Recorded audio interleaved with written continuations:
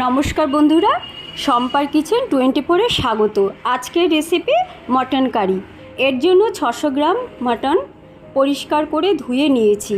এর মধ্যে ছোট চামচের 1 চামচ হলুদ গুঁড়ো, ঝাল লঙ্কার গুঁড়ো, কাশ্মীরি লঙ্কার গুঁড়ো কালারের জন্য, স্বাদ মতো নুন, আদা রসুনের পেস্ট 1 চামচ, বড় 3 চামচ টক দই, 2 চামচ সর্ষের তেল দিয়ে মেখে রাখবো 1 ঘন্টার জন্য। সময় হাতে বেশি থাকলে এর বেশিও রাখা যাবে, 2-3 ঘন্টাও রাখা যাবে। কড়াই গরম হলে পরিমাণ মতো তেল দিয়ে আলু ভেজে নেব। অল্প পরিমাণে হলুদ, নুন ও কাশ্মীরি লঙ্কার গুঁড়ো দিলাম, রঙটা ভালো আসবে।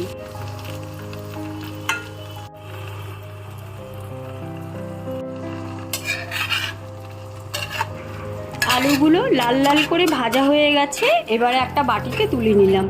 একই তেলে ফোড়ন দিলাম 1টা তেজপাতা, 1 টুকরো দারচিনি, 4টে এলাচ মুখটা ফাটিয়ে নিয়েছি, 4-5টা লবঙ্গ, একটু সাঁতলে নিয়ে দিয়ে দিলাম ছোট চামচের 1 চামচ চিনি,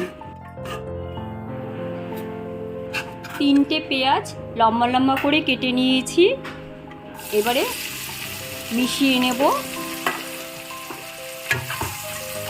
পেঁয়াজটা যাতে নরম হয় তার জন্য অল্প পরিমাণে লবণ দিয়ে দিলাম।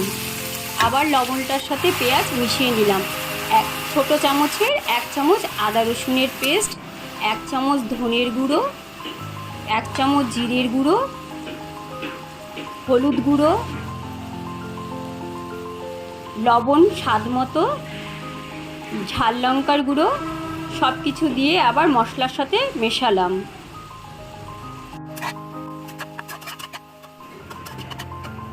একটা বড় টমেটো বাটা দিয়ে দিলাম, এবারে আবার মশলার সাথে মিশিয়ে নেব। ভালোভাবে নেড়ে নিচ্ছি যাতে তলায় না লেগে যায়। এবারে যে বাটির মধ্যে টমেটো বাটাটা ছিল সেখানে জল মিশিয়ে অল্প পরিমাণে জল দিলাম মশলাটা কষানোর জন্য। এবারে মেখে রাখা মাংসটাও দিয়ে দিলাম, মাংসের সাথে সমস্ত কিছু মিশিয়ে নেব ভালো করে।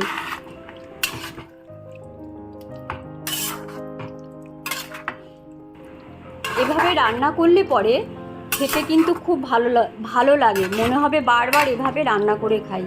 আচ্ছা, ভেজে রাখা আলুগুলোও দিয়ে দিলাম, আবার নেড়ে নিচ্ছি, মাংসের সাথে ভালোভাবে আলু মিশিয়ে নিচ্ছি। এভাবে নাড়াচাড়া করতে করতে মাংসটা কষে আসছে, আস্তে আস্তে দেখা যাচ্ছে যে মাংসের থেকে তেল বের হতে শুরু করছে।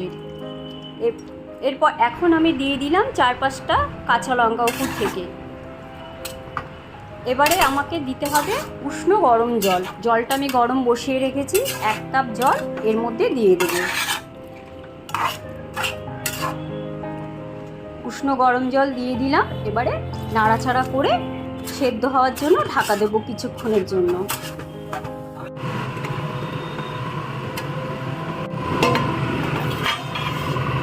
ঢাকনা তুলে দেখে নিলাম কীরকম হয়েছে, রঙটা খুব সুন্দর এসছে এবং গন্ধটাও বেশ ভালো বেরোচ্ছে। আবার ঢেকে দিলাম সেদ্ধ হওয়ার জন্য।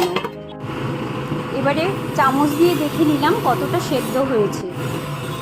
নামানোর আগে দিয়ে দিলাম গরম মশলা, ঢেকে দিলাম 5 মিনিটের জন্য। যদি আমার রান্না ভালো লাগে তবে লাইক, শেয়ার, কমেন্ট এবং সাবস্ক্রাইব করতে ভুলবে না। কেমন? Thank you.